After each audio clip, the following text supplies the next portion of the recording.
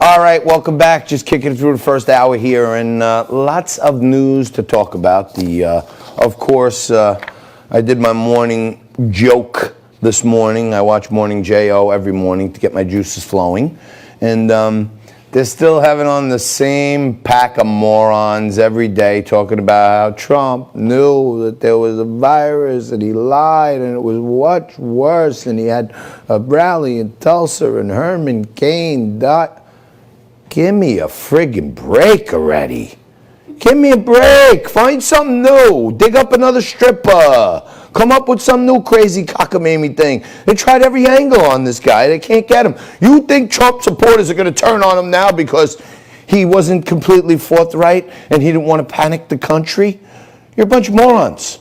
Find some new content. It's weak. I can tell you that. Now, talking about morons, there is a big, hotly contested congressional race.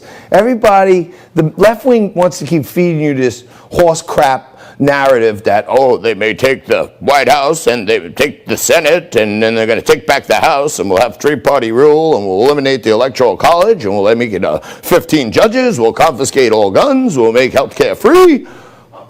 This is what they want you to think, okay, these wackos.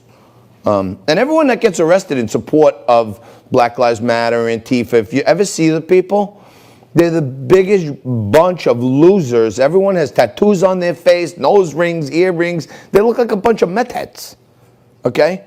And I was just talking to a big Republican advocate this morning who happened to be heading into the White House. Exactly. And you won't hear about this on the left-wing news, but today, Israel and the United Arab Emirates are signing a peace treaty between the two, and there'll be flights from Israel, and there'll be commerce, and all these other things, but you won't hear about any of that at all. So I digress. There's a hotly contested race here, and if you ask me, if Trump rolls thunder like I think he's going to do, we got the Senate covered, okay? We could take back the House, okay? And then we take it to the House. You understand? This is a pick six right here. We win this thing with the House, the Senate, and the President. We got the Supreme Court. These Antifites get steamrolled. They're done, okay? And big Republican insider telling me today that they're looking very closely at Act Blue because there were over 300,000 donations, small dollar donations, made by people who checked a box unemployed on Act Blue. So Act Blue is the main fundraising arm for Antifa and Black Lives Matter and Joe Biden. So that's the company Joe Biden keeps. And on Act Blue, they don't verify the credit card that it comes in with. They don't disclose that. They don't trace it. Wherever the money comes from, we're happy. Okay? And many people are saying now that China is deploying on a regular basis small dollar donations to the tune of 300,000 people who are unemployed. So people are looking at it. But anyway, here in New York, in little old humble Staten Island, New York, the #1 county in the nation that voted 83% for Donald Trump in the Republican primaries, we had our congressman unseated by Max Rose, who tricked the whole community into thinking that he was a former military veteran, which he was. That was no trick, and I always commend him for his service of keeping us free and safe. But then he said, I'm not going to be Nancy Pelosi's tool. I'm not going to be Nancy Pelosi's pup and everything else. Wrote an op-ed here in Staten Island, and then went down to Washington. Nancy Pelosi tugged on his chain, and he voted for impeachment. He's been in support of allowing illegal aliens to vote in local elections. So he wants illegal aliens to vote in local elections.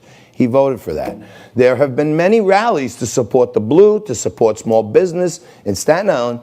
I don't see him in any of them. I think he showed up at one because he kind of knew the people for restaurants. But other than that, absent from the people, but did show up for the Defund the Police rally and the Black Lives Matter street painting. So you can figure out what this guy's about. Now his ads. You want to talk about morons and liars, okay? Here's an ad. And this trick is, we talked about this last week. Nancy Pelosi explained how they do a smear, okay? Here's an ad that Max Rose has out on Staten Island against Nicole Maliotakis, the Republican candidate for Congress. Check this out. New Yorkers overdose from opioids every single day. But instead of fighting the companies that started the crisis, Nicole Maliotakis bought stock in them. Well, we took the opioid fight all the way to China and slapped sanctions on them. Then got $140 million for treatment and prevention. I'm Max Rose. And you know why I approve this message? Because you're a J.O.? That's why you approved that message. Because some punks in your office said, hey, Max, you want to hear a good smear? We could put on Nicole. You saw the ad, right? The guy's implying that while New York was under fire with the opioid crisis, Nicole Maliotakis went out and invested in opioid companies. That's what he said. That's what he's splashing all over TV, that instead of fighting the opioid companies, she invested in them, okay? She has J&J, Johnson & Johnson, you know, shampoo, soap, all this other stuff. They have, obviously, a pharmaceutical division, okay? If somewhere in there, a division of a division owns a company that made opioids, I highly think that qualifies to say the good assemblywoman invested in an opioid company. How about this, Max? Okay? Maybe when they let you out of junior high school and you get, you know, past the clown's hand to get on the adult rides, you'll figure out that 95% of the people in America who have a pension or a retirement account or an IRA and they buy mutual funds, guess what? You own some Johnson & Johnson too. And we'll do some fact checking on that, but I'm sure Max Rose is getting a veteran's pension for being a great veteran of our country, Mike. We should look up if the U.S. Army invests their pension in mutual funds, because just about every mutual fund has Johnson & Johnson. It's in the S&P 500, and everyone has the S&P 500 basket as some foundational element of their mutual fund. So this liar, again, liar. He's on TV calling her a fraud, and he's straight up lying every single day, okay? So these are the tricks that Democrats do. And they try to just keep telling you the same thing over and over and over again. We talked about the movie Out of Shadows, where they had a former CIA agent, and he said they have a, you know, an office of a liaison office with Hollywood. And a lot of the stuff they feed the 6 major companies in our country is to condition a programmatic message in your brain.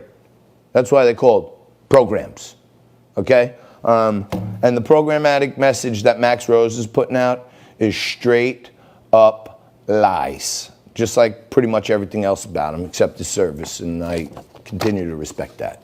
We'll take a quick break. We'll come back right after this with Bob Barr, former impeachment manager and president of the Law Enforcement Education Foundation, Congressman from Georgia, Bob Barr, right after this.